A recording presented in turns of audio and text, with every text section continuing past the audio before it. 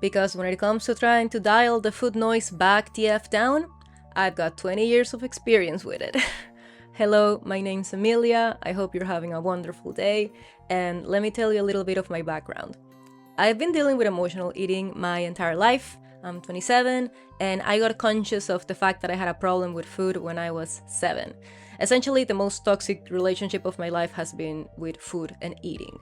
I had to go to doctors that will tell my parents, like, your child is gonna get diabetes because all she does is, like, eat so much and then get sick and then gain a lot of weight and nothing seems to work, nothing seems to help. Your child is gonna die. And just, like, a diatribe of, like, going to doctors, personal trainers, oh my god, like, psychologists that talk about food that didn't really help back then. And a lot of shaming around the notion of emotional eating to cope with, like, life and its stresses my entire life. Childhood, it was sad. Teenage years, it was just really shameful for me, having, like, midnight trips to the pantry and, like, checking the fridge and eating all the leftover rice type of shame. And it all kind of took a turning point when I was 18, and it was just a binge restrict cycle that it took me into such a deep hole that, honest to God, it's only the last couple of years that I've been able to realize, like, wow, I am so lucky that what I did worked and I'm out of that hole. And I'm not saying I'm perfect. This isn't about how to stop overeating occasionally, guys. I'm talking about the cycle of emotional eating that turns into binge eating and restricting. I'm talking about the pathological shit, like, how do you stop having such a high and loud food noise that doesn't let you live your life normally? Because there's no shame in dealing with this, but I'm hoping that what I did, which really helped me just have a more normal and stable life, helps you at least a little. And yeah, let's get cracking at it. What helped? So yeah, what helped? First, I'm gonna tell you what didn't help, okay? Number 1, shaming yourself and shame from other people. No, that's just the quickest route to binging and restricting you will ever find. If you have an auntie that lets you know every time you've gained or lost 5 pounds, that auntie isn't helping. Auntie, you aren't helping. If, I don't know, oh, no, I do know. If you go to the doctor and they show you 3 videos about how diabetes is gonna kill you. They show you and your mom 3 videos about how diabetes is gonna kill you when you're 20 if you keep living the way you're living. Oh boy, that sure didn't help. So essentially, no shame. Don't shame yourself. This is completely normal. I really don't think humans were supposed to be subjected to so many, like, highly palatable foods, so easily available and, like, so cheap. And the entire experience of eating and, like, being with your village and making a meal and everyone shares it, it should be more chill than it is, but portion sizes are super big and food tastes really good. And that isn't your fault. It just is. Some people are more highly susceptible to those cues, I guess. Some people are more highly susceptible to the cues that food brings, to the joy, to Gremlin kicking your ass and telling you need to eat more because you're hungry. And so yeah, let's first look at it from that perspective. Don't shame yourself, because that surely didn't help me and I don't recommend it. So now that we got shaming out of the way and how it doesn't work, what can we do about this emotional eating situation? The first thing I recommend is find out when you are emotionally eating. What do I mean by this? Okay, so this isn't like when you're an alcoholic and you can completely cut out, like, alcohol from your life. You can say bye. You can't say bye food, girl. No, that's another kind of worms that I don't want to open. Like, no, we don't just go and say bye food or act like food isn't there. Because food is gonna be there every day of your life. You're lucky. You get to eat to live. So this is a situation that's gonna pop up. And we need to be able to identify when this urge you're getting to eat food is triggered by your monkey brain telling you, go eat a cheeseburger because you're feeling stressed out about work, or you're sad, or because someone spoke to you, like, badly today and that made you anxious, No, you need to figure out if it's that monkey brain talking or if you're just hungry. And that sudden urge to eat usually comes from the emotional side of your brain. It comes from that side that wants you to just deal with this feeling you're getting, and you're using food to cope. So when you identify what the feeling is and when it comes to you, you can start checking out the situations in which it pops up. For me, these feelings came especially strong after any weight loss phase I've had that was longer than like 2 to 3 months. It was sudden, and it came with like a tiny thing, like poking me, telling me, go get a cheeseburger and then go get an ice cream, because it wouldn't stop at just one thing. That's also how I knew it was like this big sudden urge and not just my normal ass, hey, go eat, it's time to eat. That's how I knew. It came suddenly, and when you started like really think it through, just think, what are you thinking right now? Is just a lot of food noise? Is it rational? Like, have you eaten well today? And yeah, be very conscious about when the voice comes and identify it. That's like the first thing that helped. So now you know how to identify when the little monkey comes to tell you to go and eat, and it isn't your rational brain talking, it's just your emotional eating monkey talking. What do you do to stop the voice from appearing in the first place, at least as much as possible? So the first thing that helped me was to not go into restrict mode. Because when I went into restrict mode, as in skipping meals, not being organized with my food intake, here's when, if you have some experience tracking calories and like know about maintenance and how to use the scale and stuff, here's when all of that knowledge helps, because you can probably do it without using those things, because you can do it by I already know myself pretty well. So we could add an entire step about know yourself really well about food and what your needs are, because we're all like specific people. Not everyone needs to eat the same amount of food as I need to eat. So yeah, knowing yourself helps a lot. But if you don't, like, track your food for a while and see what you need to do to not get hungry throughout the day. Don't restrict. Yeah, so I guess step number 1 is identify, and step number 2 is don't restrict. Be smart. It's really difficult if you're trying to lose weight. I get you, but I think stopping the emotional eating is more important than losing a few pounds quickly. Yeah? We can make a video about sustainable weight loss that is very slow, which is essentially what I do now. I don't do crash diets. Even though I think I could handle one, it's not worth it for a bunch of reasons. So here I am telling you, identify the urge and don't think restricting is gonna take it away. Actually, restricting is probably gonna make the voice louder, because when you don't get hungry for totally reasonable reasons, like if you're restricting your food intake, of course you're gonna get hungry. And if you do emotional eating, isn't being hungry gonna like screw with you even more? So yeah, don't get hungry throughout the day. Make a meal plan if you have to, or figure out a schedule of eating that works for you.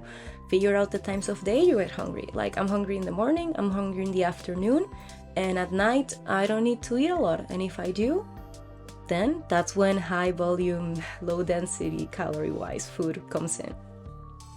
But yeah, just identify the times of day when you're hungry and eat before you get hungry. That way it's less likely that the voice is gonna pop up and come kick your ass. So yeah, don't get hungry. That way you're gonna be smarter about dealing with the voice when it pops up. And finally, get some movement in. Maybe this is personal, but I actually think exercising and moving your body helps you get more in tune with like your body, the way you feel when you get hungry, hunger cues. And exercising, especially cardio, like it tunes you into when you need to eat a bit more and a little bit less, because your body knows when it's gonna need energy. So if you spend the entire day like sitting down on your phone scrolling, doom scrolling, and you notice that one of the things that causes you to like binge food is essentially doing this all day, and then out of pure boredom going and getting the food until then you feel good and you keep doing it. Maybe instead of just saying something very unrealistic, which is, I'm not gonna doom scroll anymore. Come on. It's pretty easy to doom scroll, even like I do it every now and then. I don't like it, I used to do it way more, but hey, exercising sure helped because it gives your body some place to know you're gonna go and spend some energy, and little by little that's gonna make like your body understand, hey, I need food for these situations, and maybe your hunger signaling is gonna get better. It did for me. So yeah, get an exercise routine going that feels good to you, and again, not a restrictive one. I'm not telling you to go and do P90X for like 90 days or start like a very, very harsh like lifting program. Dude, you can do like Samba videos on YouTube, or like a 10-minute like, I don't do this, but like I would like to do some like yoga by Adrienne, or like just chill stuff. Even go to a dance class, whatever's available to you. Pick an activity that moves you every single day and that you enjoy. It's gonna keep your mind off food, and it's gonna get you more in tune with like your natural hunger signals. So maybe someday we can all do that thing that everyone calls intuitive eating, as if it was an actual thing that everyone can get to. Honestly, I have a bunch of qualms about intuitive eating. I certainly don't think it works for everyone. I actually don't think it works for more people that are in, like most of the people that are in this space. Because, again, highly palatable... word vomit. Highly palatable foods, they're not gonna go anywhere, and I can intuitively eat an entire tray of Krispy Kreme donuts. I can intuitively eat probably like 3 crumble cookies, I guess. What's that, like 3,000 calories? Christ, thank God we don't get these here. Like, I'm in the third world, like I'm here in Peru, we don't get crumble cookies. There are similar things. That's another one for like personal for me. I actually like baking a lot. I don't go out and buy things. I like make them and then freeze them and like scale them down for when I want to eat them in portions.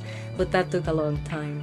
For a while, when I was dealing with this issue, I essentially had 0 ice cream in the house and 0 pastries or anything like that, because I knew that would trigger some episode of like binge eating.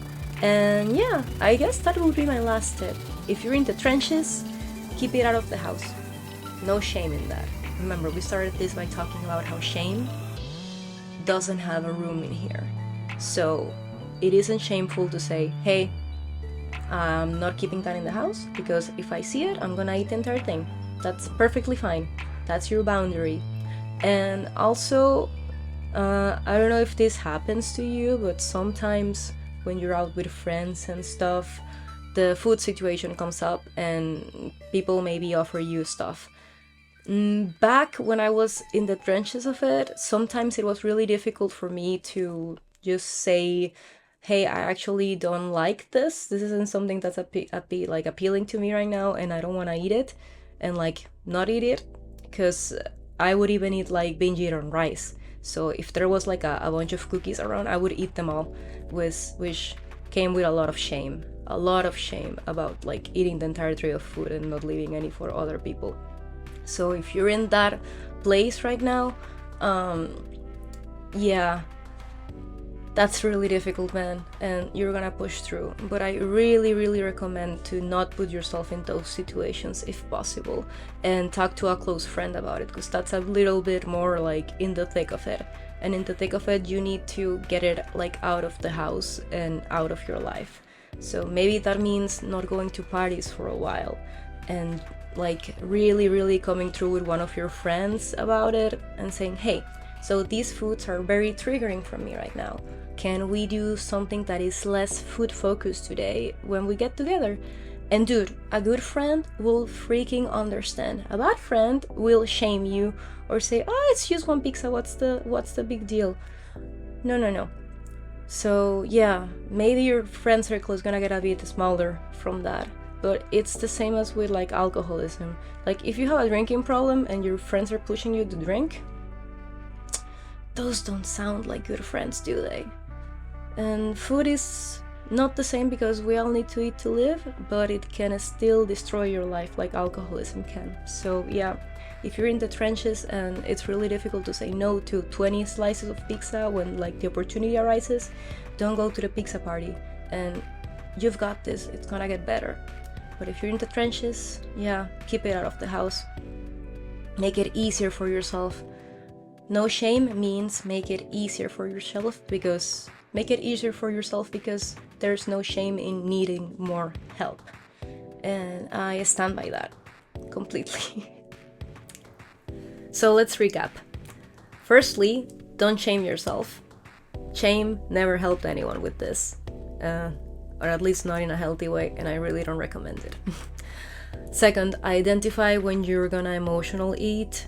Just identify the monkey brain. Identify those thoughts in your head, the voice, whatever it sounds like, identify it. Third, don't restrict at this point. Don't restrict, because restriction makes you get hungry, and getting hungry is just gonna give fuel to the voice in your head to like kick in even louder, and you're not gonna have a fighting chance, or at least not as much. And that can lead into the whole binging, restricting, shame spiral that no one likes. So yeah, don't restrict at this point. There's ways to do things, but right now isn't the moment to restrict and lose weight. Your health is more important, and your peace of mind. And lastly, have food boundaries and boundaries with people and things related to food. Yeah, you can't maybe eat a pizza right now, and that's completely okay.